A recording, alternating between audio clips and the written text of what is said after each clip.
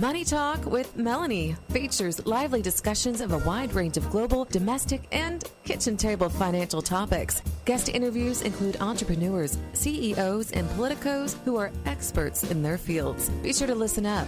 This is important because it's your money. Your money. Be sure to listen to Money Talk with Melanie. Money Talk with Melanie. Thursdays, 7 to 9 p.m. Eastern Time on 98.7 The Coast.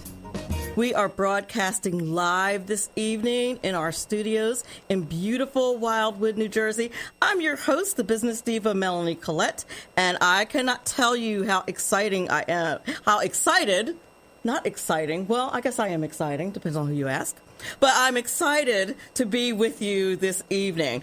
If my voice sounds familiar to me, that's my board guy. My production guy is very busy, so he's getting phone calls, and it's all good. It's perfectly fine. I'm expecting there to be some bumps in the road since this is our first show here on 98.7 The Coast, but I'm very excited to be here. If my voice sounds familiar, maybe you have been a fan of the podcast, Money Talk with Melanie, or you have heard my voice on the Mike Donahue show here on 98.7 The Coast, and shout out to Mike Donahue. He rocks. Thank you so much for giving me the opportunity to hang out on your show on the Political Roundtable. We hope to hear more from him soon. Or maybe you heard me a few years ago on a show called Patriot Tonight on Sirius XM. Very possible. It's also possible you've seen me on TV on Newsmax on American Agenda. On Mondays at 3:30, I do some political commentary on there. Just in case you're wondering, what is this chick doing on the radio? Who is she? Why are they letting her talk about money? What's Money Talk with Melanie anyway? That's part of the ride. That's okay. Get to know me now. If you want to do the quick and dirty of getting to know Melanie Collette a little better, the business diva, you can hop onto my website at moneytalkwithmelanie.com. More than you'll ever want to know about me can be found there. Now, I said all that to say, and I'll tell you like I tell my students on the first day of class, this is the most you'll ever hear me talk about the show, specifically like what the show is about, or about myself. And then we're just going to talk topics and politics and economics and finance and money and have some fun, hopefully, with it as well.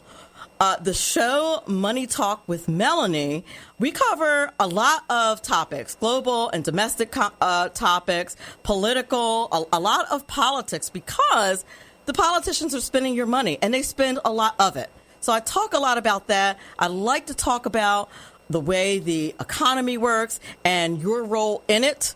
Why it's important to be a good civic citizen and to pay attention to politics, because a lot of what goes on has to do with how our elected officials are spending your money on a global level, believe it or not, because the United States is involved in a lot of things globally, and your money goes all over the world.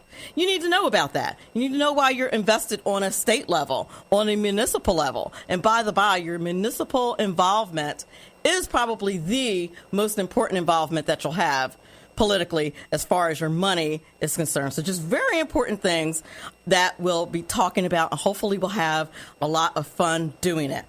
Our guest, the first hour, is going to be the one and only Congressman Jeff Van Drew. He's the congressman for the Legislative District Number 2, where we live here in Cape May County. Shout out to anybody who's listening to our live stream. I know for a fact that I have some people who have been with me since Sirius XM, and thank you so much for following me on social media and following me on the TV every now and then and following my podcast. You guys absolutely, totally rock. And even the haters, like, I love you too. Like, the people who call me bad names because they know I'm a card-carrying Republican and I also happen to be brown. And that's like a major sin. I'm going to say stuff like that. So if you're offended, you should probably buckle your seatbelt and keep clutching your pearls, because it's going to happen again. But even to the haters, that's fine. I love you too. And speaking of hate, if you want to send me a hate tweet, it's fine. Send me one at Money Talk Mel on Twitter. Follow me there. Send me a hate tweet. If I say something that you don't like, it's cool. I have pretty thick skin. It's all good. But if you hear something you like, you can tweet me there too. If you have questions that you'd like to ask one of my guests, tweet me there. I'll be on Twitter checking it out. And if it's a question that I think I should ask my guest, I certainly will do that. You can also hop on my Facebook page at Money Talk with Melanie on Facebook and do that. This is more of the housekeeping section of the show. Typically, what happens at the outset of the show is that we talk about a lot of news. But since this is the first show, I'm kind of doing a lot of the mundane housekeeping stuff. I hope you guys don't get too bored and stick with me for a couple more minutes. We will get to some news. Shout out to Bob Maschio, as long as I'm giving shout outs, for giving me this opportunity to be on 98.7 The Coast. And my board guy, John Nichols, who rocks. He's a sweetie pie. I love him to pieces already. Well, we've only been working together for like 5 minutes, but I already know I love him. He's good. So this is going to be a great thing, and everyone here at the Coast who's welcomed me with open arms. You guys rock. I feel like I'm at home already, and I've only been sitting in the chair for about 5 minutes. So it's going to be a good time. So, like I said, after the first break, our first guest is going to be the one and only Congressman Jeff Van Drew. I'm excited about that. We're going to chat a bit about the infrastructure bills, one he voted for, one he voted against. Some people were not very happy about that. Some people were thrilled. Depends on who you ask. One of the things you'll find out about me is that I'm a card-carrying conservative with an R behind my name. So, you know, listen, I'm a partisan. I'm not going to lie. So I was not thrilled with the first vote, but you know, me and the congressman are cool, and we'll chat about that. We'll chat about that when he gets on the air, and he's probably going to come up with some pretty good reasons why he voted yes on that first bill and why he's a no on the second bill.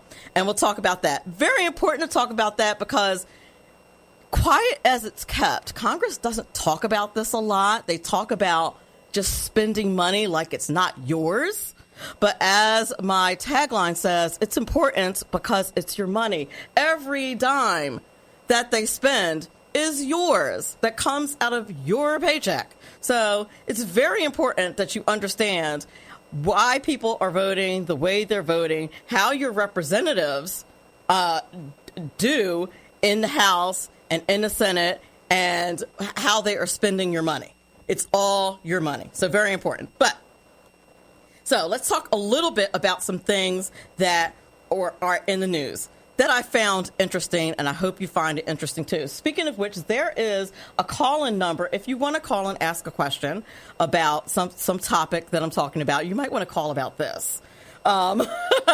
Because I found, before I get to that, the number is 609-522-0987. That's 609-522-0987. Tell me what you think about this.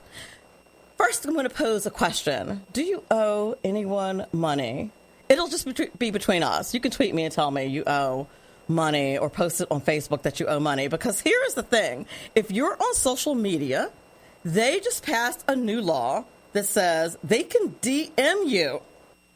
Now, debt collectors can DM you on social media. This is according to a report by Business Insider.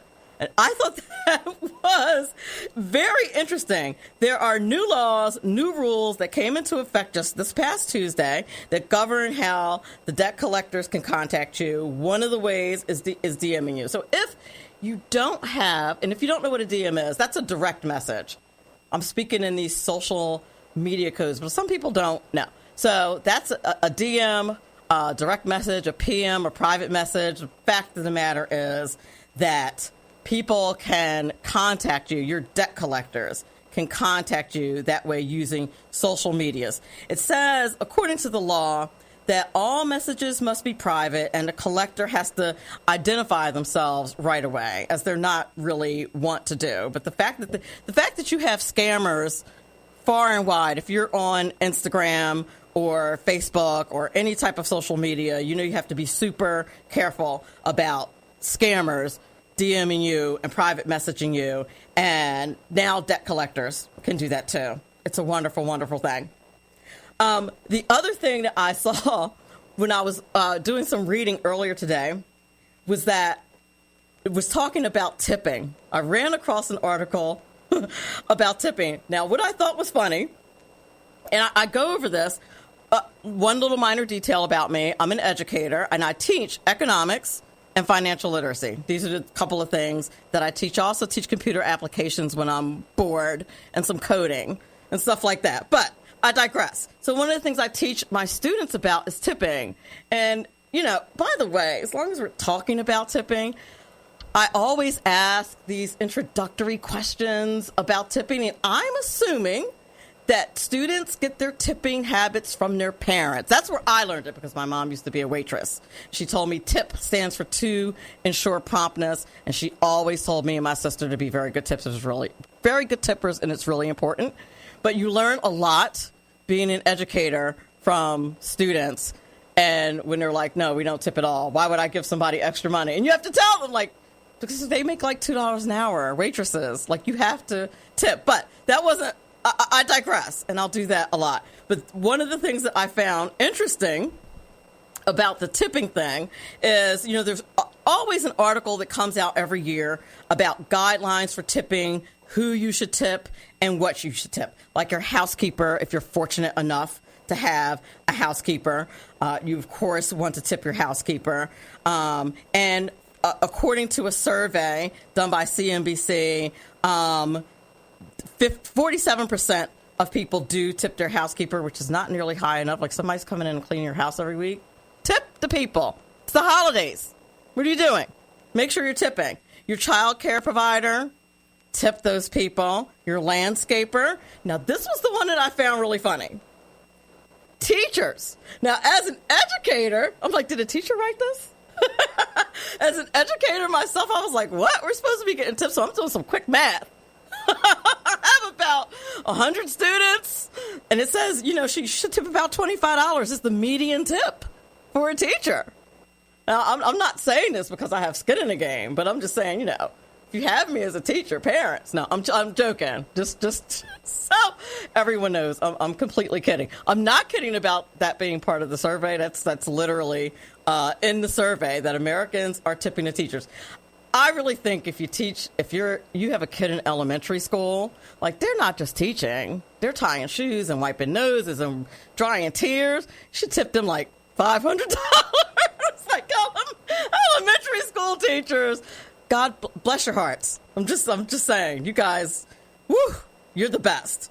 But your mail carrier, obviously, tip your mail carrier, and only 27% of people tip their mail carrier. Now, something in the survey says trash and recycling collector. You're supposed to tip the trash guy, and only 19% of people tip their trash guy. Now, there's also some extra tipping that's supposed to go on during the holidays. Like, when you're in a restaurant, you're supposed to give your waiter or waitress, or I guess that's, antiquated. I'm aging myself. Give your server. I'm really working hard to be politically correct. Actually, anyone who knows me or follows me on social media knows that's not true. But you should be throwing an extra little something toward the wait staff, toward your stylist. Listen, I've been with my stylist for 10 years. If she's from Senegal, and if she ever went anywhere, I'd get on a plane and follow her to so I have to hook her up every year.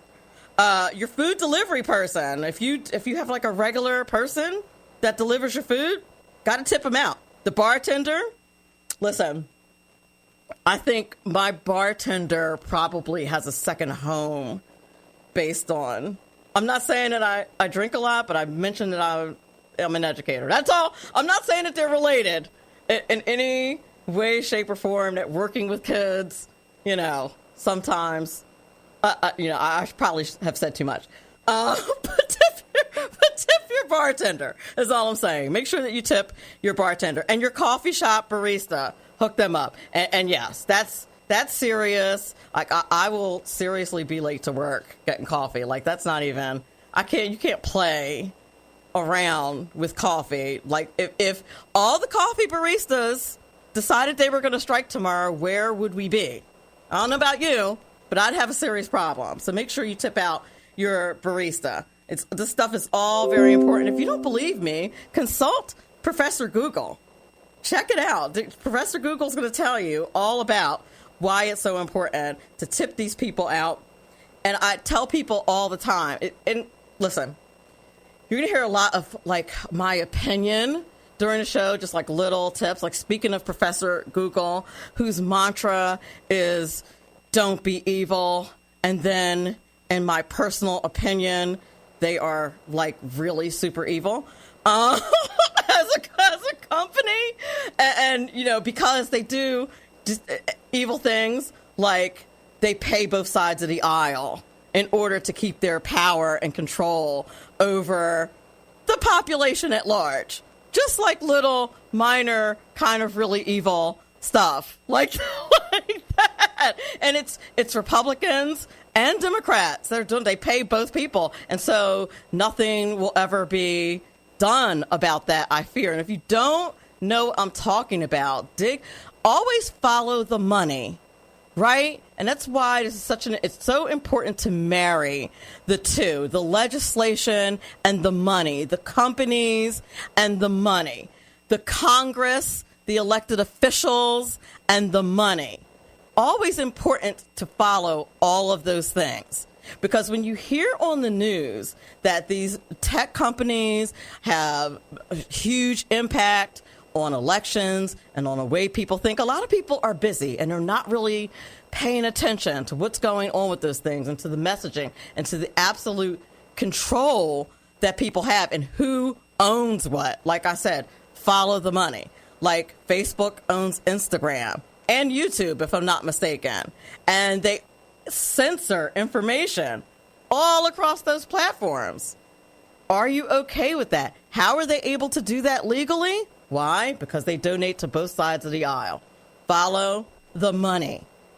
Always important to follow the money. So that's one reason why we talk to politicos and we talk to CEOs and entrepreneurs on Money Talk with Melanie. And we also talk to experts in money fields. For example, in hour 2 today, we're going to talk to a gentleman named Dutch Masters. He's the CEO of Carnivore Traders. And we're going to switch gears from politics a little bit and talk about cryptocurrency, which is one of the most frequently asked questions that I get as a show host and as somebody who's involved in economics and et cetera. I get asked quite a bit about cryptocurrency. So I thought for the debut show here on 98.7 The Coast, I would talk to somebody about cryptocurrency for beginners, if you will, so that we can get some basic questions answered about how to invest in cryptocurrency. I think it's a really important topic. Cryptocurrency's been around for years, and I think people would be shocked to understand and to know that that a lot of places like Amazon and Overstock.com and tons of places have accepted cryptocurrency for years. There's ATM machines like in big cities like DC and New York City that accept cryptocurrency or that will do a conversion of cryptocurrency, and that's been around for a very long time. So I thought it'd be interesting to bring a guest in, an expert, to talk to us about cryptocurrency and kind of introduce us to cryptocurrency. So anyway, I've babbled long enough. We are about to go into our very first commercial break, and then up next is Congressman Jeff Van Drew. Hopefully I'll be able to reach him. Lots going on in Congress, and he's calling in from D.C., which I'm very appreciative of. And but we'll be talking to him in just a few minutes. Thank you so much for listening. This is Money Talk with Melanie on 98.7 The Coast. Money Talk with Melanie on 98.7 The Coast. Good evening, and welcome back to Money Talk with Melanie here on 98.7 The Coast. I have Congressman Van Drew on the line. Congressman, can you hear me? Let me try something different here. Okay. Okay, now I can hear you. Oh my gosh, I had you on speakerphone, and then evidently it just didn't work. Okay, you're much better now. We're live on the air here on Money Talk with Melanie. Listen, thank you so much for being here this evening. I appreciate this so much. It's my pleasure. How are things going in D.C. today? I hear you all have been quite busy. We have. So I have a story I always tell people. Say, Jeff, how are you doing when I'm back in the district? Which hopefully I will be this weekend. We still have a couple things going, but I think I will. I try every single weekend to get back. But folks will say, how's it going? I said, well, how's your life going? And I said, well, my wife's great. My 2 kids are great. My 2 grandkids are great. My 2 German Shepherds are great. Washington is kind of a you-know-what. So I do know what. We've got to do better. We've got to do a lot better, and I pray to God that we will. We'll talk about that maybe at some point. You can ask me questions. Whatever you want to do is good. I'm really open to anything. But I will tell you this, and I really mean it. Our country is at the precipice.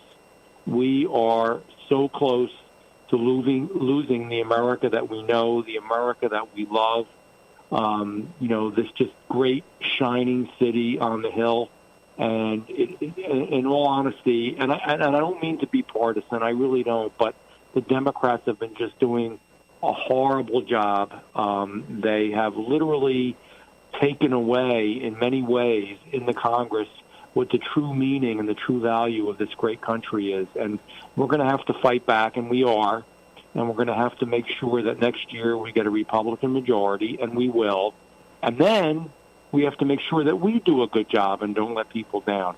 It's not an easy job right now. Agreed. I couldn't agree with you, especially on that last part more. And just typically what I do when I bring a guest on is do a little bio, because since we have had some tech issues, I kind of got off track a little bit. So for those of you who are just joining us, I'm on the phone with Congressman Jeff Van Drew. And I don't know anyone who doesn't know who you are, but just in case, a little background. Before being elected to Congress in 2020, he was in the New Jersey State Senate. For those of you who don't know, he's a strong advocate for the veterans, senior citizens, and consumers here in New Jersey, always has been. He's always worked on a bipartisan basis, and I'm sure we'll be talking a little bit about your bipartisanship in a moment. And he's retired from being a dentist after 30 years. And he's from right here in Cape May County in Dennis Township, New Jersey. So it's my pleasure to have Congressman Van Drew on the air right now. Now, I asked some of my followers on social media, is there anything you want me to ask Congressman Van Drew? And one person said to ask you, what prompted you to switch from a Democrat to a Republican? Now, I thought that everybody had already heard it, but that's because I've been to many events with you, and I've heard this, but not everybody has heard this. And I said, I'll indulge one more time so that the rest of the audience and my listeners on Money Talk with Melanie here on 98.7 The Coast can hear, if they haven't heard the story, for why you really decided to switch parties from Democrat to Republican. Well, and it's a good question, actually, and it's still hopefully instructive in a way to all of us, including myself. So I was, my family were Democrats, but they were also very open to many different ideas and were very moderate in nature, even conservative at times. And so when I first came, I'll really give you the whole story. When I first, many years ago, when I first came to Cape May County, folks said to me, we'd really like you to get involved in politics. You're a dentist, but you like people a lot, which I do. I love people, and I love South Jersey, and I love trying to get things done. And we'd love you to be involved in our organization. And they said, we're Democrats. And they were folks like some of the names people might know, like Jimmy Iannone, the Murphy family, who are now Republicans but were Democrats then, and other folks. And I said, I think I'm probably too conservative to do that because I've always had a conservative nature. They said, the Democratic Party is a Big Tent, and there's something which I was aware of at the time called Blue Dogs. Blue Dogs are conservative Democrats. Right. So, long story, I ran in my township. And, I really worked hard. I went to every single house, which to this day is something that I cherish and love. And I mean, when I say I went to every single house, I'm not one of these folks that say, I went to every single house, but went to half of them. I mean, they could have been out in the middle of Belle Plaine State Forest or wherever. I was really going out and talking to people and listening to people, which is most important. And long story short, when folks didn't think I could win, I won. And I ran again a few years later and became the mayor of the township. And we did a lot of good things. We really held taxes, and we also made sure that we built a senior center and built a municipal building and a recreation complex, all by doing it in an intelligent way and getting things done that needed to be done, but not spending money on stupid stuff. We were really, really frugal. And then somebody said to me, we'd like you to run for freeholder. And I said, well, there hasn't been a freeholder that was a Democrat elected, almost since the Civil War. There was somebody doing Watergate, a well-known guy at the time, and still a good guy. He's passed now, but I always remember him. He taught me a lot. His name was Bill Stern. And so I ran. And unbelievably, I won, because that was pretty amazing to do back in those days. And it was a wonderful experience. And what I did and what I learned, which is unfortunately something that we've lost so much, and I'm really going to talk about this a little bit if I may. Certainly. So I got elected to the Board of Freeholders, and some Democrats said to me, you've got to vote no on everything. You've got to fight them on everything. You've got to say everything they do is wrong. And I said, but that's not true. A lot of the things they do, most of the things they do are pretty good. I even ran on a campaign that was just on a couple of issues. I really did want to see the county college. And in the end, Republicans and Democrats came together to get the county college and a few other things. And I said, I'm not going to do that. So when appointments were made, I didn't fight them just because, the Republicans put the appointment up. I didn't fight things because it was a Republican idea, because I was a Democrat back then. I did what I thought was right. So I began to get known and more known as somebody that was bipartisan but was also conservative and also was a blue dog Democrat. A blue dog Democrat means that you're a conservative Democrat. They used to exist, many of them, years ago, and even more recently, 5, 10, maybe 10 years ago. And, things worked out, and some of my best friends are friends still from that freeholder board, and I loved working with them, and we did a lot of good things. Make a long story short, and I ran for assembly, and again, surprisingly enough, I won. I ran for state senate, and again, I won. God has been good to me, and people, and most of all, the people of South Jersey have been good to me. So I was in the state legislature for 16 years. And when I was there, two things. One, I tried to work with people, whatever party they were, always walking back and forth across the aisle. And secondly, I also really fully became that blue dog. So, folks would say, gee, you're the most conservative Democrat, literally, and I was, in the state senate of New Jersey. And once in a while, some folks who didn't like that, who at the time were Democrats, not all, but some, said, you're not even really a Democrat. Why don't you just become a Republican? So the funny story with that was the former, not the current Senate president who just lost, but a former Senate president from Essex County. And so I saw him one day and I said, well, you told me that I should change, so I did. But anyhow, so, I became, and then I ran for Congress, and again, people were good to me, and I won. And when I was in Congress, I really, and this is the real kernel, this is the real part of the story that matters. I said, wow, this isn't like being in the state senate. This isn't like being a mayor. It's not like being what was then called a freeholder. This is different. These people just I hate about to cut party. you off or interrupt you, but we're up. I know what's coming up next, and it's a pivotal part of your story. But we're up against a break, and I want to make sure that you get the full story out on the other side of the break. How does that sound? I appreciate it. We're on with the one and only Congressman Van Drew, who is calling in from D.C. today, doing the people's work, taking care of some vital votes that are happening in Congress, and he's taking time out of his evening to talk to us here on Money Talk with Melanie at 98.7 The Coast, and we're most appreciative. We're up against the break, and we'll be back in a moment.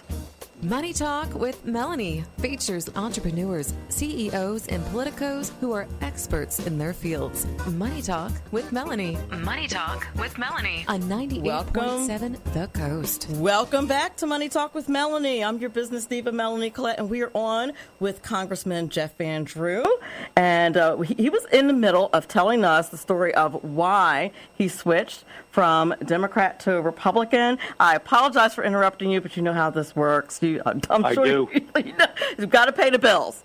So the real world, man, you always got to pay the bills, except for Congress. Except for Congress, right? They don't really do the whole bill paying thing. Yeah, this is for sure. So please finish telling us about going to Congress and ending up finally switching parties. Like, what was the straw that broke the camel's back, so to speak? So there were a lot of issues, and I'll go. I remember speaking at some groups and talking about American exceptionalism, American greatness, the light, the shining city on the hill, and all these good things. And some people would come up to me and say, "I don't agree with you. I don't think America is that great. I don't think that we're better than any other country in the world." And they would go into detail, and I said, "Wow, those aren't my people. That's not how I feel. That's not how I feel. That's not how I started out." And then, most of all, I noticed that in Congress itself, all we were doing were hearings. All we were doing was going after President Trump.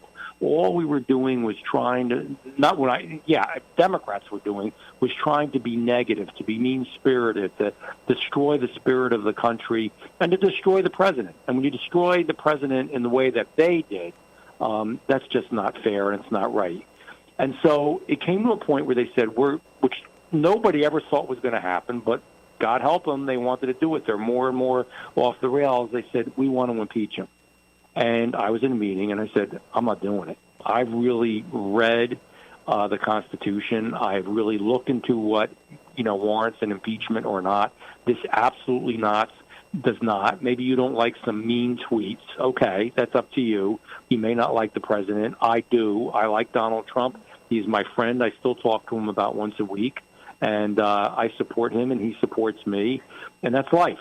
But, it came to the point that I said, I can't do this. I'm not going to vote for it.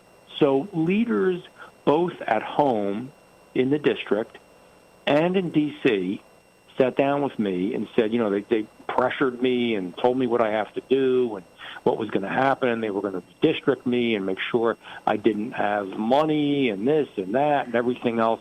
And, like I always say, hey, I'm from South Jersey. I don't scare easy. So wait, you mean that politicians and politicos tried to manipulate you? Absolutely. I'm clutching my pearls to know that goes on in politics. I'm really not. But ladies and gentlemen, this is how these kinds of things go. If you don't have an elected official that's a stand-up person that has integrity and that thinks for himself, and you'll be able to distinguish between the two. And no matter what side of the aisle you're on, this is just my sage advice for examining your values and examining who you want to represent you in Congress and anywhere else. Examine your values, examine your candidate, and see what that candidate's values are and whether or not they stick by them. And that is the most important thing. I'm sorry, continue. With that aside, well said. Continue. Well said. Very well said. So, they said, look, this is the deal. And I'll never forget this, Melanie. I'll never forget it. They said, you are going to obey. And I thought, are you serious? I love when people tell me that. It was one of those things like, no, but not to be a little funny. It was like, you're talking to me? Right. I mean, I may only be 5'9", and, but you're not going to talk to me that way, and that's not what's going to happen. The only people that I obey are my constituents, and I listen to them and try to do good for them.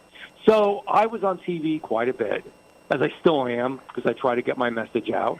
And the President Trump, saw me a couple times, and it's a combination of things here, and I'll really wrap this up because I know you have a lot you want to talk about. But two things. One, I remember walking home from the meeting where they said you're going to obey, and this is the way the deal is. And I looked at my chief of staff, who's been with me for, I guess, 17, 18 years, Allison Murphy. I remember her from when she was a little girl. And I looked at her and I said, you know what? I said, this is maybe, and that's okay. I said, this might be the end of what I do here as far as politics. There's a lot of things I can do in life, but I'm not doing this. I'm not doing what they want, and I'm not doing it the way they want. A little bit later, a couple days later, she gets a call from the White House. They want to speak to me. The president wants to speak to me. And long story short, we arrange a meeting. I meet him, and this is a true story. I sat with him for about an hour and a half, and he was nice, believe it or not, and it was Donald Trump. He was gentle, and he just talked a while, and we talked about life and families and all kinds of things, including politics. And he turned to me, I'll never forget this, and he said, Jeff, you should be a Republican. And I turned to him, and I said, Mr. President, I am going to be a Republican. Now, here's the funny part of the story. So he jumps up, and he's got, all his staff around him, and, lots of important people. He says, let's do it right now. That sounds like a Trumpian thing to say and do. Right? Right. And I said, Mr. President, I said, I have to do something first. I really got to go home, tell my wife, tell my kids, tell my family that, I'm doing this, which, like, God help me, I better, right? And so I did, and then a number of days later, I was in the Oval Office, and you saw the pictures, and, I signed the changeover card, and we did everything, and it was a great time. It was a wonderful time. And then we had the rally down in South Jersey, the furthest south any president has ever come, with thousands and thousands of people lining the streets. I flew with him from Washington in Air Force One, then Marine One, and then his vehicle, which they call the Beast because it's bulletproof and all that. And it was just an amazing time. I really believe, of course, it was great for me, but it was great. South Jersey really got on the map with that, which is what I always want. I always want to promote South Jersey and how amazing we are down here. It was fabulous. The studio that I'm sitting in right now is in Wildwood, New Jersey, which is, of course, where that rally was. And I was at that rally. And I had, expedited entry, and I was still outside for like 3 hours waiting. I know. Waiting to get in, right? It was so cold. It was such a cold day, right? But you know what?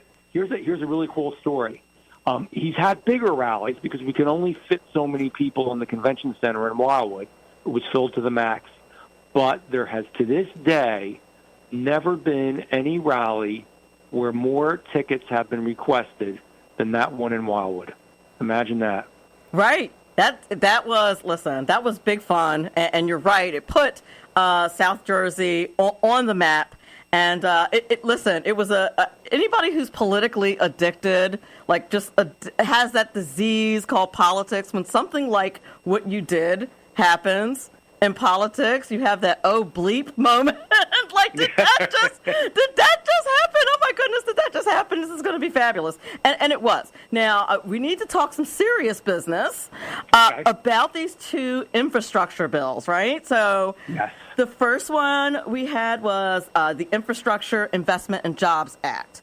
And you were a yes on that, if I'm not mistaken, right? So I will try to be quick to go through this. This stuff is also complicated. You get twisted up, but it really does. And really explain it clearly. There's 6 important pieces of legislation dealing with lots of money that came across my desk. I voted against 5 out of the 6. Very first one, and people forget about it a little bit, is the first infrastructure bill that Democrats put forward, which was a real, and forgive me, BS bill with just tons of crazy spending, new Green Deal, all kinds of stuff for undocumented, illegal folks, all kinds of stuff on, just things that didn't benefit the average American in any way, and a lot of social spending and not good social spending. I voted against it. That was the first bill. And it failed. It did not make it through the Senate. As it should have. Absolutely, as it should have. So after that, then we got into 2 things, one of them is called a continuing resolution, which we just voted on another one tonight. A continuing resolution means, basically, in real English, we can't get our act together. We can't make a budget like all our mayors and freeholders, historic county commissioners, and everybody else have to do, even the state of New Jersey, for God's sake. So we're just going to keep kicking the can down the road and spending as much as we did before. Now, that's not the right way to go about budgeting. It's not the right thing to do. It was too much spending because the Democrats were going crazy. I obviously voted against that, too. Then there was the debt ceiling that came across my table. And the debt ceiling said that, well, we're going to increase the allowable debt because we're just borrowing so much, we're running out of money. And there was even discussion of having no debt ceiling, that you could just keep borrowing and borrowing, and nobody would really ever stop you, and you wouldn't even have to vote to increase the debt ceiling, which was insane and crazy. It's like a government Amex card that you never have to pay. That sounds really awesome. But yeah, it really would be awesome if it was true, but it's not. Right. And of course, our kids, grandkids, great-grandkids have to pay. I voted no on that. Now, I'm going to skip the bill that I voted for and go to the last bill that I wanted to talk about, which is the Build Back Better, that Biden calls it. I call it the Big Bad Bill, and I want to make a country western song out of it, Big Bad Bill. It is a big bad bill. It's a terrible bill. It's awful. You're absolutely right. This bill spends money on things that you can't even imagine. And, for example, regardless of how people out there feel about abortion, I believe in life, but it's up to people what they believe. But this would say that taxpayers have to fund abortion. That's wrong. That's exactly right. And if I could interject just one tiny second, just because that abortion bill is being considered by the Supreme Court, Roe v. Wade's kind of being mulled over, and people are going to say, why is she commenting on that? Is that about money? You darn right it's about money. Just like Congressman Van Drew just said, they want to use your federal tax dollars to pay for that. So if no matter how you feel about abortion, the question is, do you want your tax dollars to go to that? And that, for quite frankly, is the position of most pro-lifers. Like, oh, they want to ban abortion for everybody so nobody can. No, that's not really it. We don't want our money going to it. That's the bottom line. We don't want our tax money spent on that. And especially it's unfair for the people that don't believe in it. Why are you spending money on something that so it's just wrong. Right. That's in there. There's something, and you'll get a kick out of this, Melanie, tree equity. Tree equity. I've asked Democrats who say the bill is great. I say, what the heck is tree equity? Yes. Does it mean we all have to have the same size trees, the same number of trees, the same type of trees? I don't know. Nobody seems to know. But you know what I do know? It has a $2.5 billion price tag to it. There is stuff in there that would hire 80,000 IRS agents at $80 billion to go into people's accounts and decide if they make $10,000 a year or more, which is everybody, and to decide whether they think they owe more taxes or what they're doing.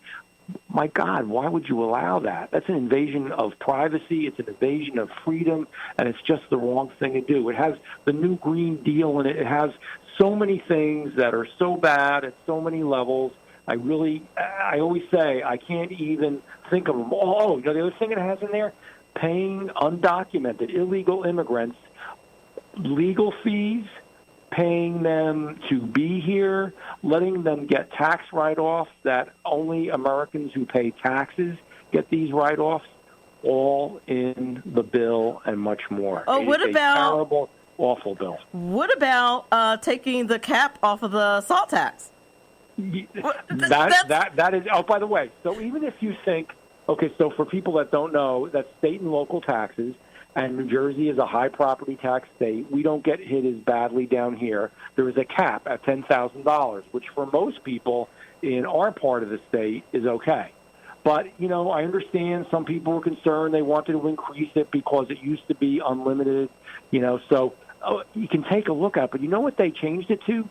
$82,000 a year. Up to $82,000 a year, you can write your tax bill off. Well, guess what? There's nobody. If you're paying $80,000 a year in property taxes, man, are you rich? Because even as high as New Jersey taxes are, that's outrageous. And you're right, that's another one. there's so many. I can't even think of them all. So I was obviously a no on that. I voted no already on that. It's over at the Senate, and I think the Senate's really not real happy about it, and we're going to see what happens with it. The last bill, so that what they call the bipartisan transportation and infrastructure bill. First of all, I'm going to start out by saying I would never vote for anything that was bad for America or that was bad for New Jersey or South Jersey. This bill is all about hard infrastructure. It's about dredging. We're going to get dredging from Cape May all the way up to Atlantic City and north. It is about dredging in Morris River Township, the Morris River, which has a lot of commerce on it. They can't even get in and out anymore. They've been asking for dredging for 25 years. It's about road work that we're going to get. It's about building the barracks that need to be built for the Coast Guard because they're breaking down. And the Coast Guard, like anybody else in the military, deserves to be treated, I think, half decently. At least that's how I feel about it. It is about all those issues that deal with anything that has to do with roads, bridges, dams, ports, dredging, all those, and broadband, which is important because in a lot of parts of South Jersey, people don't get any reception and they don't get broadband, and we have to straighten that out.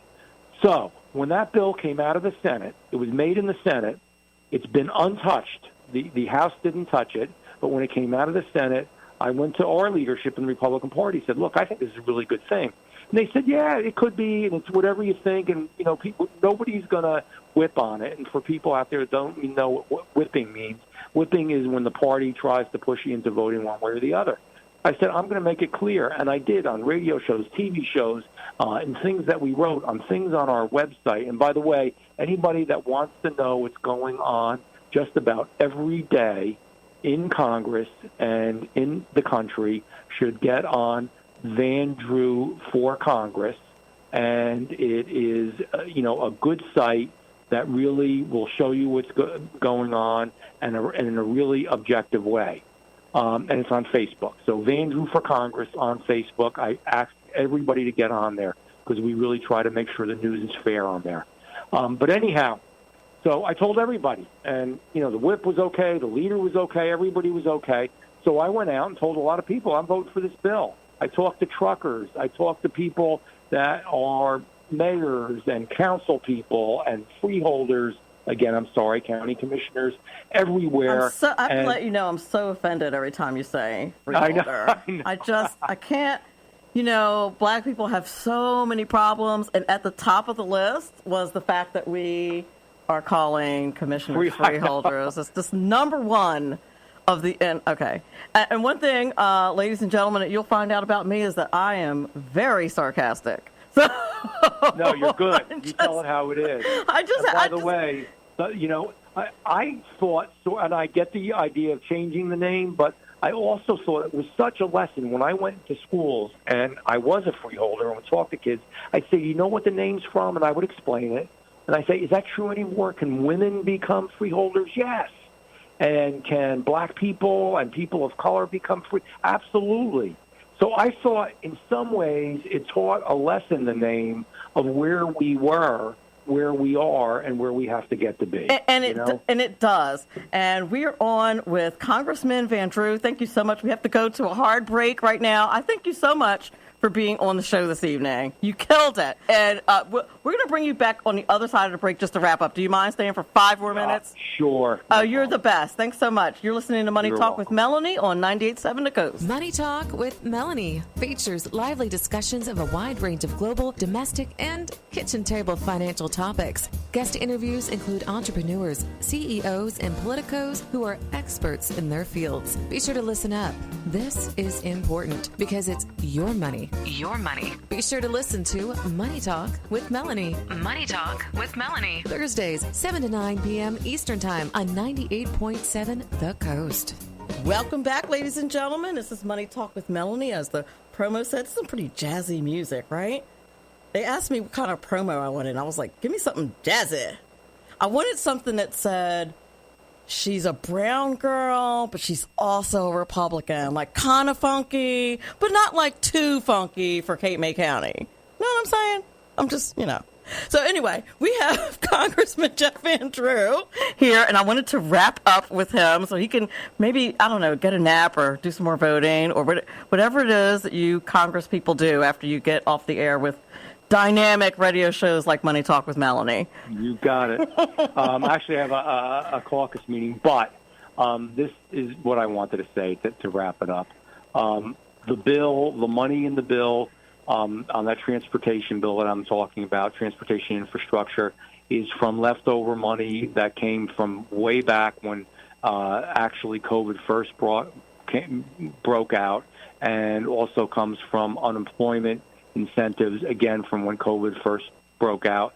So there's no new printing of money, no new borrowing of money, existing dollars. And number two, 2/3 of the bill is not actually for even new projects. And that's something that people don't really realize. 2/3 of the bill actually is a reauthorization, which means that's something that's gone back to Reagan years and before. You have to finish up the projects you're working on. There are many projects out there that get funded every year until they're done, and 2/3 of the bill are those reauthorization projects. So I would never do anything bad, and I certainly would have never voted for Build Back Better. And the confusion came. I had a lady write me a letter today. It was really good. I called her, and we talked, and we had a nice time. But she sent me an email, and she said, gee, look at all these things that you voted for in the bill. Every single one of them was in the other bill that I voted against in Build Back Better, what I call Big Bad Bill. So, that's something we're really investing in South Jersey. New Jersey, and a good part of it's going to go to South Jersey, is going to get $20 billion. Whoa. I thought it was the right thing to do. We have a lot of infrastructure problems. I'm going to try, I hope it works out, to get money, at least some significant money for our bridges. You know the Bridge Commission, and you know what they're going through. And it helps to keep the property taxes down a little bit. So I'm fighting hard. I'll always try to do the right thing. And, I'll always tell you the truth, Melanie. And I appreciate that so much. And one of the things I appreciate about this interview is that you stopped and explained some of the minutia that goes into voting for these bills and the details, because the media does a terrible job at explaining it. It's so, most of the media is so partisan, and they throw all these big words and phrases around. And I really kind of think that in this busy lifestyle that we all live, unless you're heavily involved in politics, a lot of it goes over people's heads, and they're not really completely understanding what's going on. So I really appreciate that, and I appreciate the time you've taken out of your very busy day to be interviewed on Money Talk with Melanie. Did an excellent job as always, and I do appreciate it. Very much my pleasure. You're doing a great job with the show. I wish you the very best. It's important to get information out there like you do, and I know that you're going to continue to do well. So thank you for having me on. I've got to run off to this caucus meeting. God knows what's going to go on there. But in any event, think of me a little bit. I sure will. Say a little prayer for you. You got it. Thanks so much, Congressman. Have a good night. You too. Take care. Bye-bye. Bye-bye. So that was Congressman Jeff Van Drew that we just finished speaking to.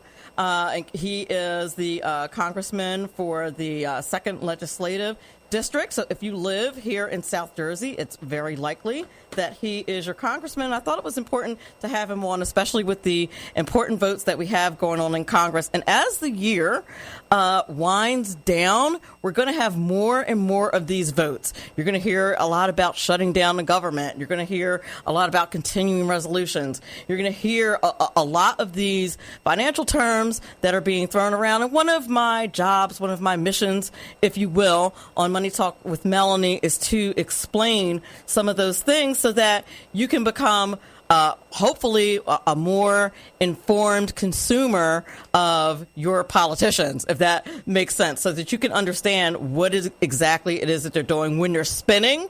There's a lot of spend that goes on, as I'm sure you know. One of the things that I do is I watch news on both sides of the aisle, which there shouldn't be a side of the aisle in journalism, right? It's the most frustrating thing.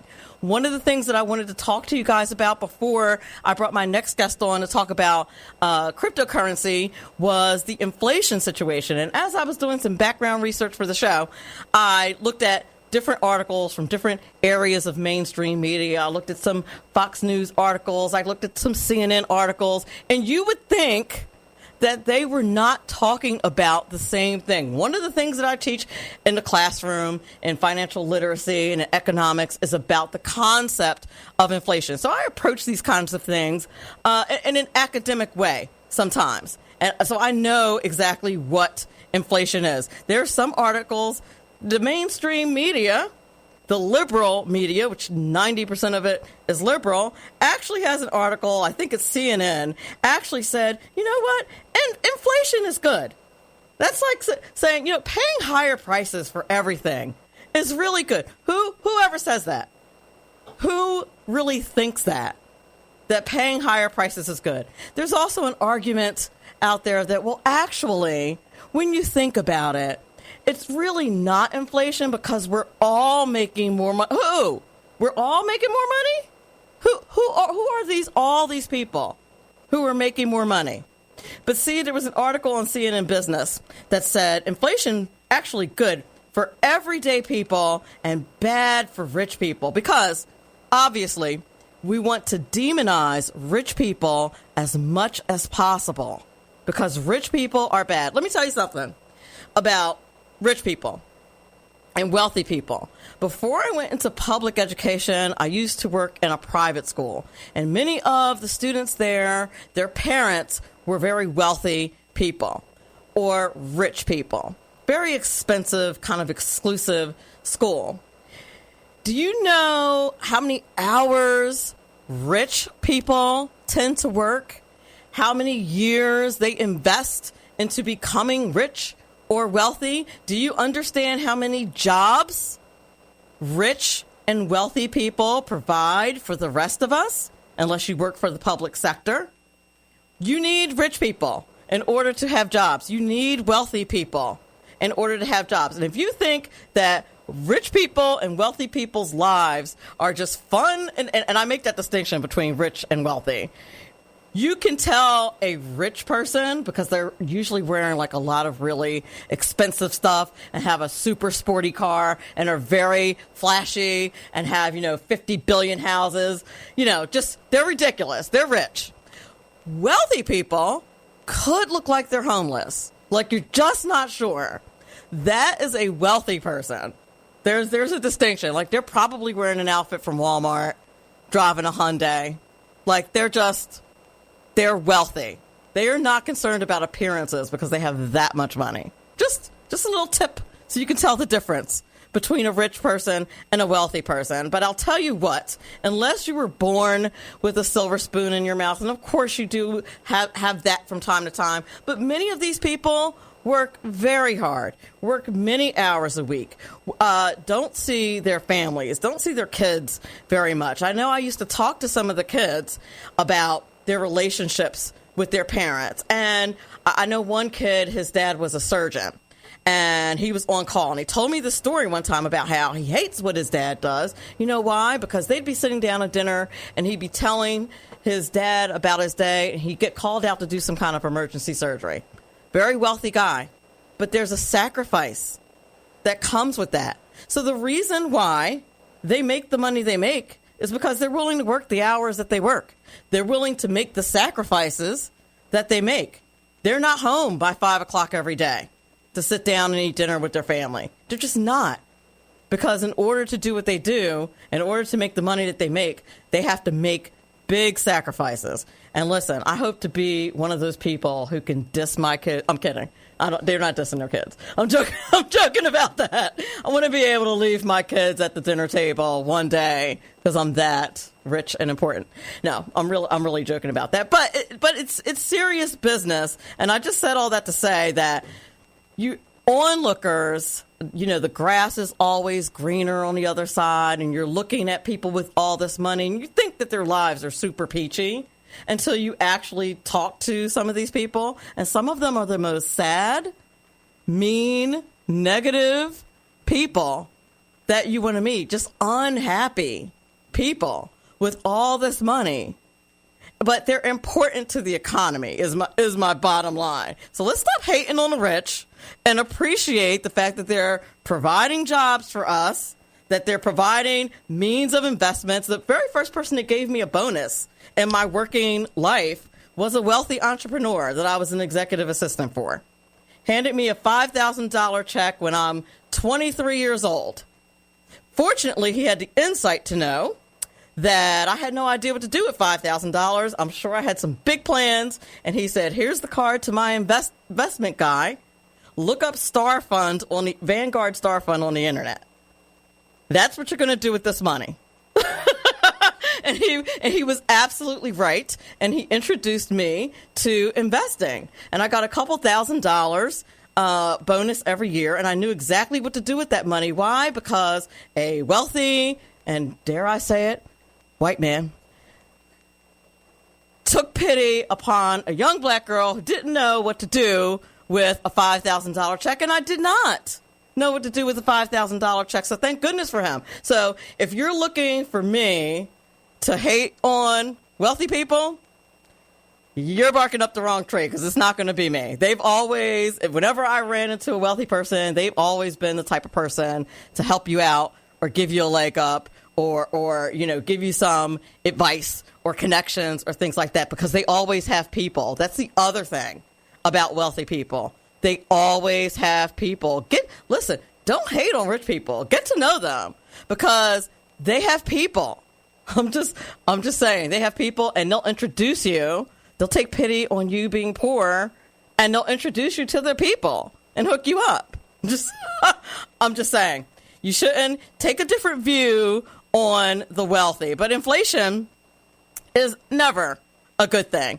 And we talked about that Build Back Better bill, which is really the Build Back Worse bill, because it's going to increase inflation, not decrease inflation. They keep saying things, and this is what's just so frustrating about the government. They will say things that fit their narrative that are absolute bold-faced lies, and they'll just say it like it's fact. It is so frustrating. And the thing is, a lot of people don't know. People are busy. They're raising their kids. They're working their jobs. People don't have time to look into the minutia of economics. I mean, some of these people, AOC comes to mind, actually have economics degrees and still lie about what happens in economics and just basic economic principles. Let me tell you something about the government. When the government balances the budget, do you know that the government literally has different definitions for what cutting a budget means? Like, when we cut money out of our budget, we look at how much money we make, we look at our bills, and then we say, okay, here's where we need to cut back. And then we literally don't spend that money. No. That is not the way the government cuts back when they do their budgeting. That's not the way it works. For them, listen carefully to what I'm about to say. When the government says that they cut the budget, what they mean is they didn't increase it for the following year. I'm going to repeat that. When the government says we're making cuts to the budget, what they mean is they didn't increase it for the following year. Don't believe me? Consult Professor Google and ask them. That is absolutely what they mean when they say they cut the budget. I hope that is an insight for someone that's confused about how are they cutting the budget, but they're spending this much money. Because the government has their own lingo, their own spin, their own things that they do, and accounting tricks that say that they're spending less money that they're spending. They literally, for those of you who know me, some of you know me, some of you don't, my master's degree is in public administration. And why am I telling you that? Because the difference between a public administration degree and an MBA, a business degree, master's in business, is that, for businesses, you have to actually balance your budget. Like you can't work with a deficit. For, as Congressman Van Drew talked about, in the state budget, you have to balance your budget. Can't really work with deficits. Same thing on the municipal level. The budget has to be balanced. The federal government doesn't work that way. So do you know that when you do budgeting, I found this to be the most shocking thing. So my budgeting classes we took, and we had to do budgeting for government agencies, like these little exercises, and we built in deficits for the budget. And I was so confused. I'm like, why am I building in money that we don't have? I don't understand. So they give us a program and give us like a mock, project to do for a government entity, and we were building deficits into the government entity. So this is an example of how government works, and you need to understand that is what they're doing when they're throwing these words around. Take as much time as we spend wasting on social media, and I'm a main proponent of doing, I'm really bad on social media. I waste a lot of time. I may have a problem. I'm not sure.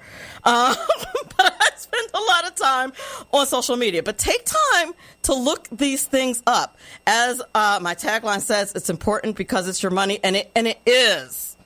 It is. It's very important because this is your money.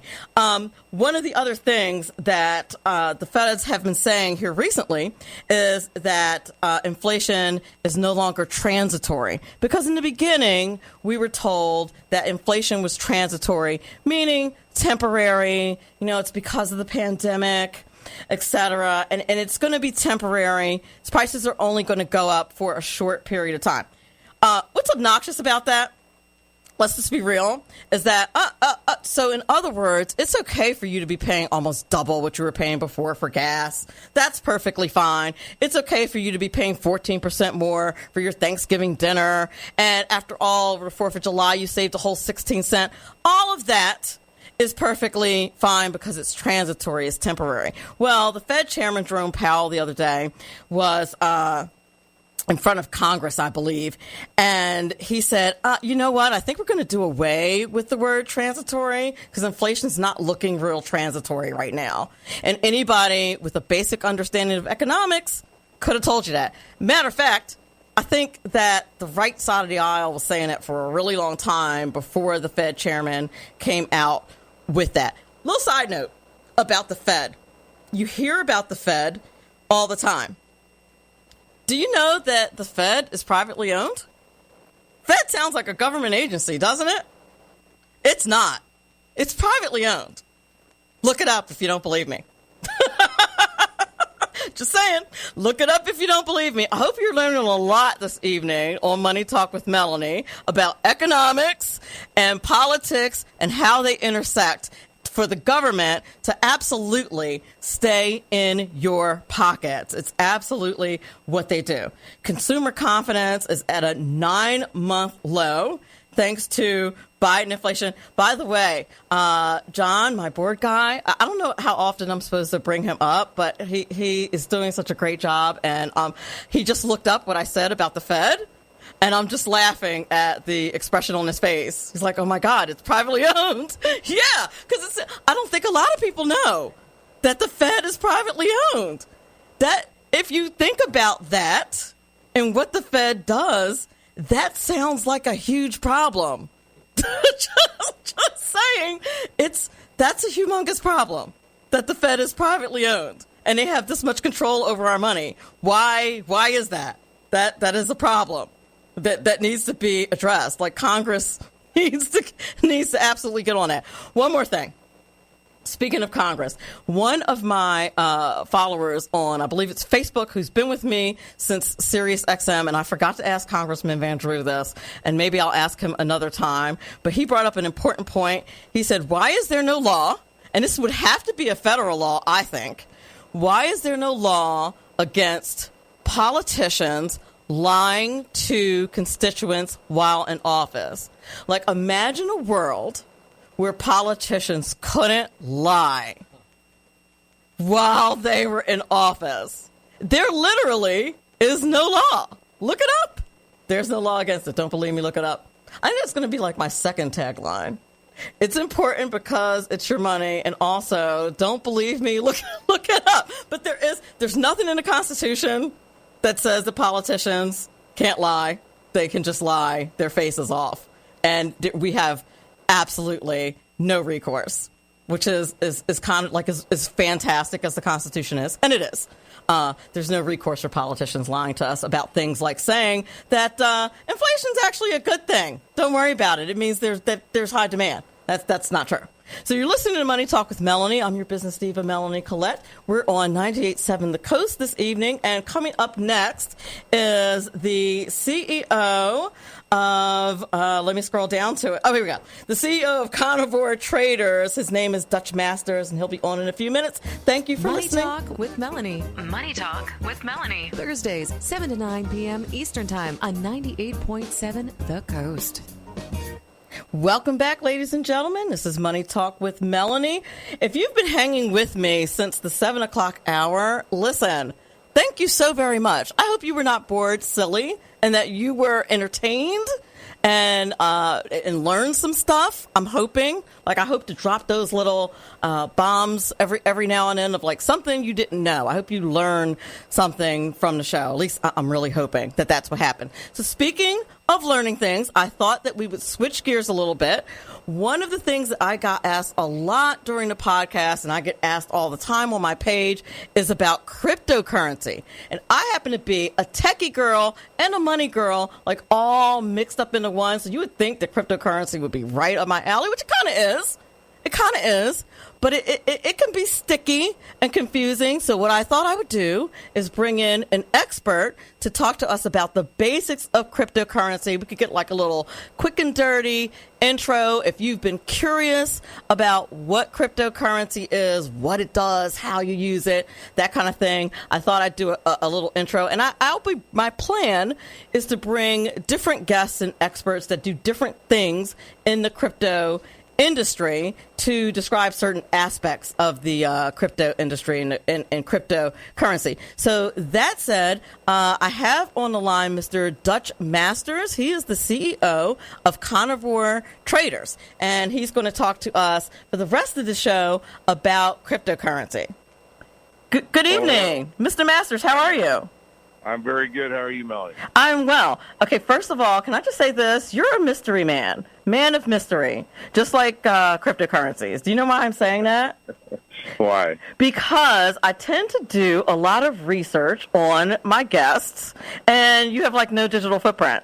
That's right. I'm just saying, and I know people who are in the cybersecurity industry, so I suspect there's a reason for that, but I'm I can't find anything on this dude. Because you have to research a guest. One time I was going to have a guest on, funny little story, and I Googled him, and his mugshot came up. So consequently, I like to look up my guests just to make sure there's, something I might need to know. Before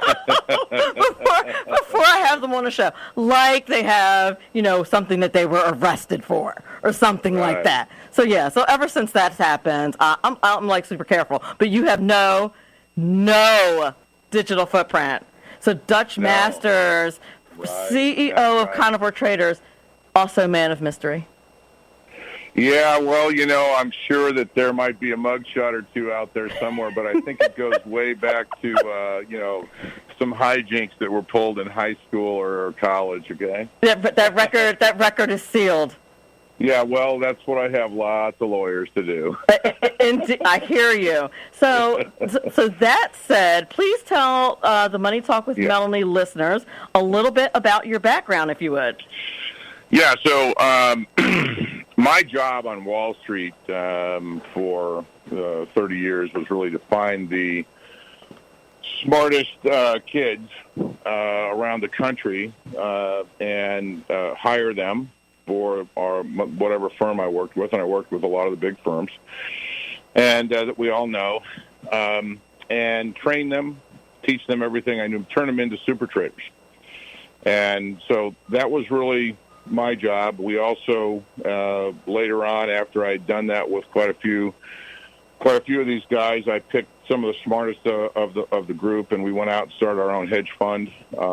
And once we sold that, I kind of retired and it came up a few years ago that, Wall Street has really been lying to investors for years about what a good return is. We were trained by some of the greatest traders of all time, and we don't claim to be that necessarily ourselves, although we have a guy at our firm at Carnivore Trading that we call Trader Z, who is, in my opinion, probably the greatest living trader today. And so we decided to get together and start Carnivore Trading and actually just share with the world, how we are trading, what we're trading, and when we're trading it in real time, so that the world can see, exactly how we do it, and they can decide to learn from it. They can mirror the trades. They can do whatever makes sense for them themselves. We don't open accounts. We don't want anybody's money. We trade our own money. You open accounts at whatever commission-free trading firm you want, and you just subscribe to our service, and you get, exactly what we're doing every day. And then at the end of the day, we write up a very honest, no-holds-barred, irreverent market wrap every day. And we just tell everybody what our thoughts are, what we're observing. We do macro analysis, we do technical analysis, we do sector analysis, and we do have charts and graphs and all the fancy stuff that everybody wants to see. But I think what people really enjoy is sort of a real plain description of what's going on, because Wall Street loves to make the average person think that it's so complicated that they can't do it themselves. Right. Yeah, and that's a thing for us, man. We don't like that because we don't think it's that complicated when you boil it all down. And if you explain it to people, some of the best traders I've ever seen are guys and girls that have never gone to college. They've got great street smarts, and they, know how to do math, and that's there you go, Matt. Listen, math is important. That's key. Okay, so let's talk about cryptocurrency a bit, because now I was about to say that it was a new thing, but it's really not. Cryptocurrency has been around for years, right? Well, yeah, it's relatively new compared to, say, the creation of the dollar or the lira or whatever. But we're big. We really are big supporters of anything that sort of democratizes investing and brings it available in a very friction-free way to the average person. And so we love that there is cryptocurrency. We love that there is, when you buy a stock today, you're not paying, you have a commission-free account. When you buy a stock today, you can buy a fractional share. And all those things, like if you want to buy Amazon, it's a $3,500 stock. In the old days, you had to buy 100 shares. That was the minimum. And so that closes out most of America. Sure. Okay? And that's why it was such, an old boys club and everything, okay, and why the institutions, controlled everything on the market. And it was really a closed society, which, we always thought was wrong. So today, if you have $50 and you want to buy a piece of Amazon, you can, and you don't even have to pay a commission. So that's pretty cool. Along those lines, cryptocurrency is, an alternative asset. It's been 500 years since we've had somebody create something like this. And it is absolutely phenomenal because,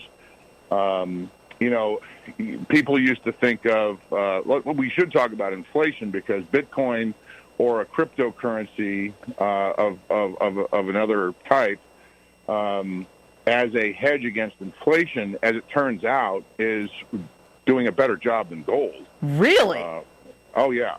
And so, when you look at, Bitcoin compared to gold as a hedge against inflation, it's just completely crushed it over the last couple of years. Okay, now, put in layman's terms, if you're not like a money person, when you say that it's a hedge against inflation, what do you mean?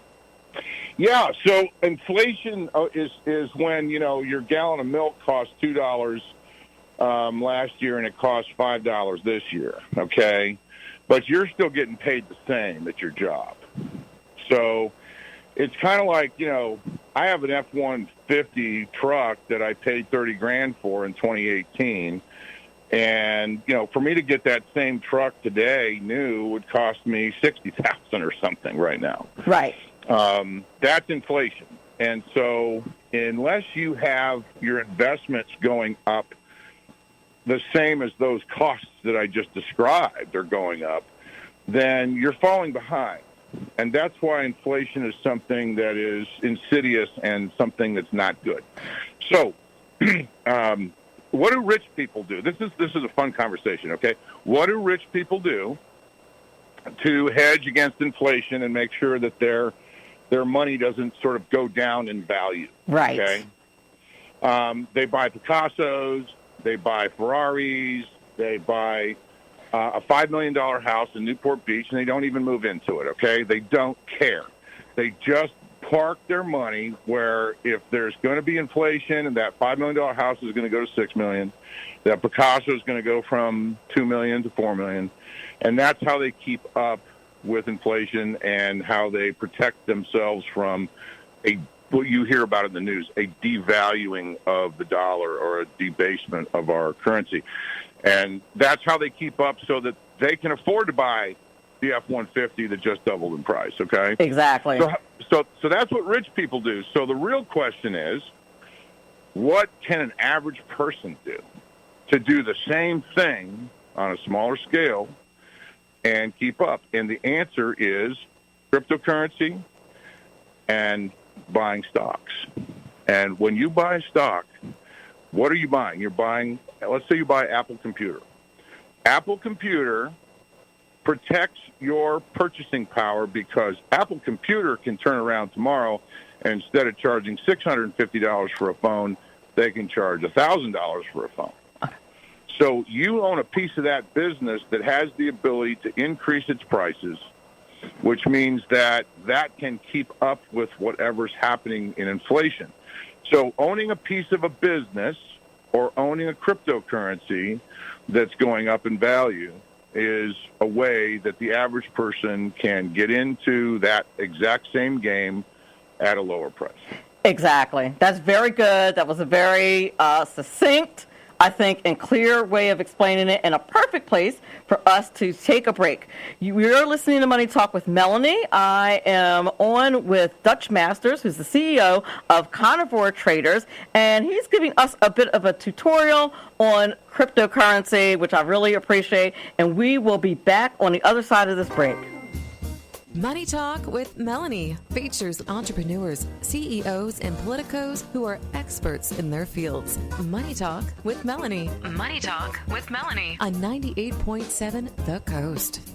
Welcome back. You're listening to Money Talk with Melanie. I am on with Dutch Masters. He's the CEO of Carnivore Traders, and he's telling us a bit about cryptocurrencies. Now, I want to move into, I think people know, or they may not know, that you can use cryptocurrencies for payment. And actually, places like Amazon and Overstock.com and many, many other companies have been accepting cryptocurrency as payment for years. I was wondering if there are any other functions of cryptocurrency besides just as a method of payment and trading. Well, I think yes, and quite a few. I know that there are people who actually would sell you their house for cryptocurrency or sell cars for cryptocurrency. Yeah, I mean there's exchanges that'll do that, and there are homes being listed all the time now that say that they'll accept certain cryptocurrencies in exchange for the home. I'm not Trader Z, who I mentioned earlier, who is our genius trader. He is so deep in the whole cryptocurrency world that, I mean, he's got credit cards that are cryptocurrency based, and he can go in and he can go to McDonald's and pay on one of those cards. I mean, he's a magician with that stuff. So, someday when we slow down a little bit at Carnivore Trading and start spending a little more time talking about other things, he's going to teach me how to get all those Bitcoin-based credit cards and stuff. They're amazing, right? I was telling someone earlier that a couple of years ago, I was in D.C. or New York or one of those places, and they have ATM machines that will do the conversions for you and the cards that you can use for cryptocurrency. It's crazy. Yeah, it's great. But yeah, I mean, as we were on the break there, I was thinking to myself, Carnivore Trading is actually launching a sort of 12 days of Christmas thing right now, and we're giving everybody a stock, one stock a day, and there's a 14-day free trial, so you can get all the stocks over the next couple of weeks if you just sign up for the free trial. But the first stock we picked was not even a stock. And I know that you've talked to people about what mutual funds are and what ETFs are. Sure. There's something out there called it's just like a mutual fund or an ETF. It's called a trust. And it trades on the New York Stock Exchange. It's called the Greystone Bitcoin. Have you ever talked to people about this Greystone Bitcoin trust? No. All right. So the symbol for this, okay, everybody listen, the symbol for this is GBTC. So GBTC is the stock symbol. Now, if you have an account anywhere, pretty much everywhere will allow you to just purchase this the same way that you would purchase an ETF or that you would purchase a mutual fund. And it's liquid. You can buy it, you can sell it the next day, okay? And that's real important. And what this trust does is it owns Bitcoin. Ah, okay. And it owns a ton of Bitcoin. So what happens is when people put their money into the trust, they buy Bitcoin, and when they take it out, they sell it. But the reality is that it tracks pretty closely the price of Bitcoin. Now, right now, GBTC, just like an ETF, is trading at a discount to the actual value of the Bitcoins that it's holding. It's about a 13% discount to the actual Bitcoins that it holds. So in a way, this is a fancy way, a sneaky little way, to buy Bitcoin at a discount and own whatever Bitcoin's going to do. So if you believe that Bitcoin is going to go from 57,000 to 100,000, which we actually do, I've read that somewhere else too. Just today about Bitcoin. Yeah. And there's a very, very smart woman in the investment community by the name of Kathy Woods. And Kathy Woods believes, her analysts came out probably a month ago and said they think Bitcoin's going to 500,000. Whoa. Now, everybody thinks that Kathy's crazy when she says stuff like that, but when Kathy came out and said that Tesla was going to go to $1,000 a share, they thought that she was crazy too, and it did. So. That's very true. Now, I need to make a clarification for the guests. So we were just talking about Bitcoin, but the audience needs to know that there are many different types of cryptocurrencies, not just Bitcoin. Bitcoin is probably like the first and most popular one that people are familiar with, but there's literally thousands of different types of cryptocurrency. That's true, and they all have their different names, and, there's Ethereum and things like that, which is quite popular right now, and I think that Trader Z thinks that one has quite a bit of potential. You can win big and you can lose big with some of the cryptocurrencies that are, not as big as the Bitcoins and the others. So you got to be careful out there. But I do know that, my girlfriend, we call her Super G. You probably think it's pretty funny that we all have nicknames. I noticed that on your website, and when I added that up with the fact that you have no digital footprint, I contemplated whether or not I even wanted to have you on the show. But I will say this: every time your name was mentioned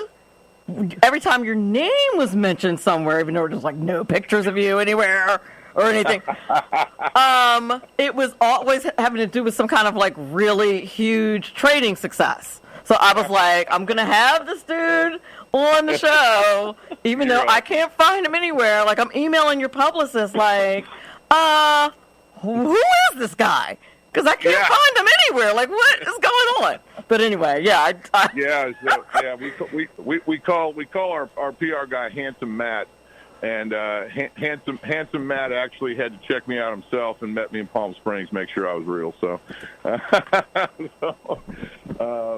Yeah, it's so Super G loves the crypto world, and she buys all kinds of crazy little cryptos, and and does her thing, and I can tell you that her family has done very, very well with crypto.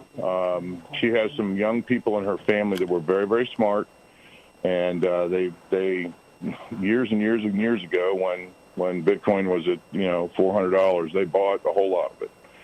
And now it's at $57,000, and it's been an amazing thing for a lot of people. I think it democratizes investing for a lot of people. I think it brings some freedom. One of the things that carnivore trading is big about is giving people true freedom. And I know that your show and what you do is very much in line with what we do, which is we want to enable people to get true freedom, true financial freedom, and have the ability to, get enough money together to be able to, kind of have that ability to not put up with garbage at work if you don't want to. You know what I mean? Amen, brother. Now, I want to ask you another question about this, because I think this is a concern of people who have not ventured out into the cryptocurrency world. How are the cryptocurrency transactions recorded? Because when we see the stock market and things like that, you can kind of understand how stocks are traded, and you can see the transactions, and you have a grasp on that. But cryptocurrency is not the same. So how is that recorded? Where can we look to see how things are doing? How does that work? So you can actually, you can go to various websites and see, all the different currencies. You can go to the various wallets. Coinbase is a great place for people to start. And it's one of the biggest, and it tracks sort of, that's where you would actually open an account. That's where you would fund an account with a firm like Coinbase. And I'm not recommending them. I'm just saying that's the first one that came to my mind. But, you want to go with a very large, legitimate firm. The regulations on cryptocurrency have come around that, it's no longer a place where people are hiding money and things like that. You can't buy it and sell it and not have a paper trail of how much you made or how much you lost, because they do have to report that now, and so which is really good for cryptocurrency. It's good for all of us, because when you legitimize a something like this cryptocurrency, some people who are hardcore crypto people say, oh, we don't want any regulation. But the truth is, you do. And the reason you do, you don't want it to be onerous, but the reason you want it is because you want the institutions to be able to buy it. True, because, that's another concern that a lot of people have who are not familiar with cryptocurrency, is that, they think it's used on the dark web for illegal activities, or to buy some illicit things that you can't get on eBay, that kind of thing. And so it's really been legitimized. We only have 3 minutes left, and I have so many questions. I'm going to have to bring you back. I think the one that I want to ask that's going to help the most people is the difference between blockchain and cryptocurrency, because you hear blockchain, you hear that phrase a lot associated with cryptocurrency, but I don't think people completely understand how blockchain is related to cryptocurrency and how that works. You can explain that in like 3 minutes, right? Yeah, I hope. So blockchain is the technology that basically tracks the transactions, okay? It is the beauty of blockchain. Think of blockchain as like software. It's running behind the scenes in your computer, and it's tracking everything. And blockchain is a good thing because it's used to track the crypto transaction that you're making. So if you're buying something, I'm just going to use Bitcoin again as an example. If you're buying a Bitcoin, that Bitcoin was sold to you by somebody, and so it will track who had it. Then it went to you. Then you sold it and it went to someone else. So it tracks that very carefully, and it's there forever. There's a permanent record of of who owned it in the past. And if you think about the magic of that, think about art, for example. There will be no more forgeries of art very soon. That will never happen again. Because all art, as we speak right now, is being logged into the blockchain. Shut the front door. Yeah. I did not know this. So for example, in the old days, people could do a forgery of a Picasso and then pass it off and maybe sell it to somebody who, didn't know any better and get away with a lot of money. Oh, sure. There's a lot of, quote-unquote, lost pieces of very valuable art because of that. That's right. And so now what they've done is all of the art that has been properly legitimized as authentic is going into the blockchain so that every person who ever owned it will always be on record. And if you're a new art buyer, then you will be able to authenticate that piece through the blockchain. Whoa. There will be no more. If you're an artist, then you have the ability to paint a piece, it's an original, and put it into the blockchain, and forevermore it will be there. And it'll be authentic. If someone tries to copy your art, can't do it. That is amazing. Listen, we're up against a hard break, but I want to thank you so much for coming on Money Talk with Melanie. I'm going to have to bring you back, man of mystery, but you can. Dutch Masters, he's the CEO of Carnivore Traders. Check them out on the web. They have a really cool website with all their pseudonym traders that are well protected and working undercover, but apparently doing a really great job.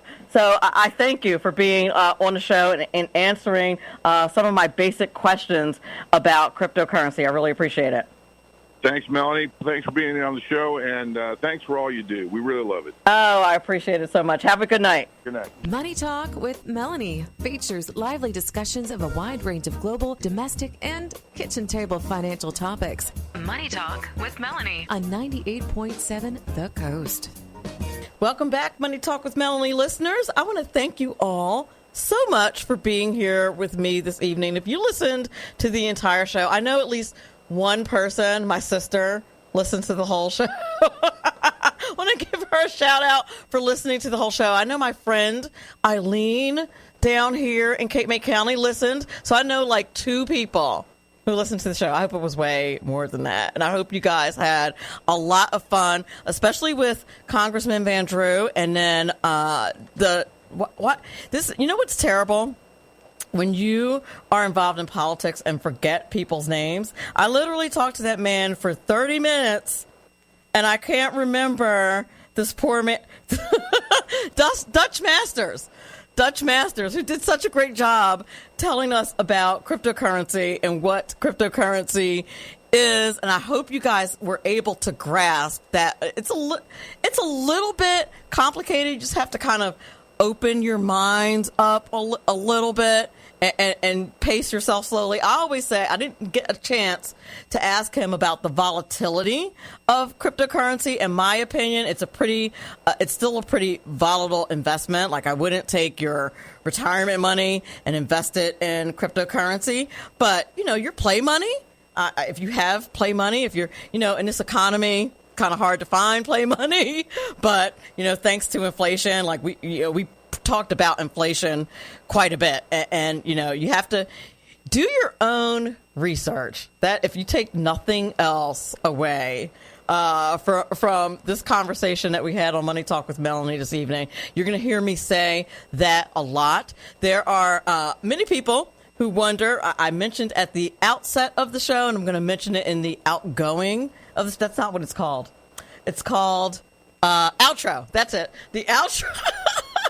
The outro of the show is that I tend to lean on the right side of politics, and I am probably putting that pretty lightly. But a lot of people ask me why, because if you look me up and you see a picture of me, you will notice that I am of the more well-melanated complexion, and that many of us tend not to be on that side of the aisle. But the reason why is research. If I'm nothing else, I'm an academic. And And I look everything up. Like, I get teased about the fact that I look everything up. But there's nobody who's well melanated that's on the right side of the aisle that hasn't done their research. And that's how they ended up there.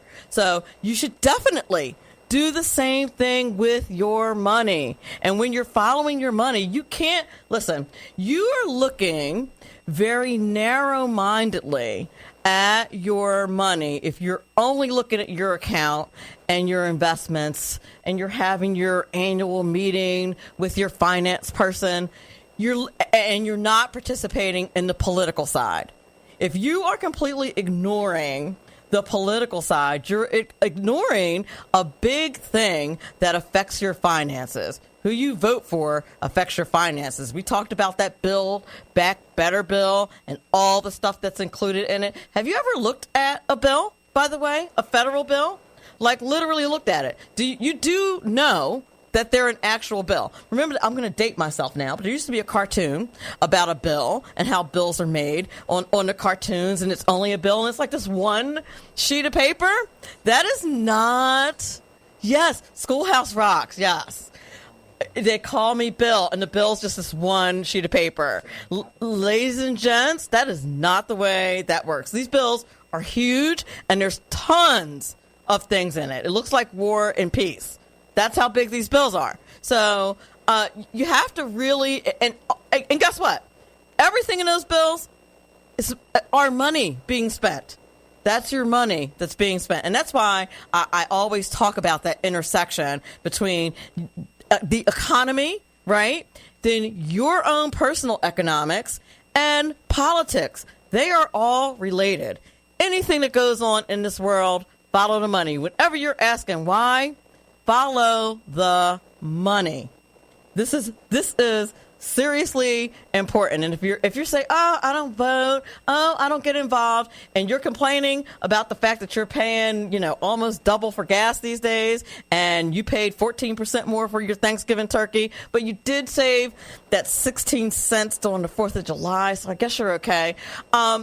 You really are missing the boat if you're not getting involved and looking at what your representatives are voting for and holding them accountable and making sure that they're not spending your great grandkids into debt.